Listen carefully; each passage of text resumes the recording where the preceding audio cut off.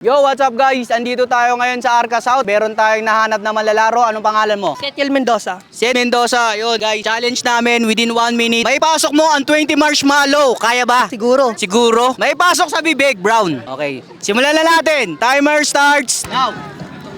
1, 2, 3, 4, 5, 6, 7, 8, 9, 10, 12, 13, sige, 14. Sige lang, sige, meron ba? 35 seconds, malayo pa yan. 15, lima na lang, kaya mo yan. 16, 17, 18, 19, last Last one. one. 20, 5, 4, 3, 2, 1. Ayun, nakuha niya. Ang galing. At yun nga guys, nagawa ni Seth Mendoza ang challenge natin within 1 minute. Nanalo siya ng 100 pesos. Yun. Baka may siya shoutout ka, Seth.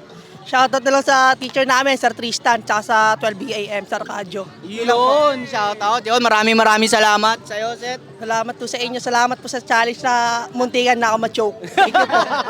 Di lang, congrats. Maraming salamat.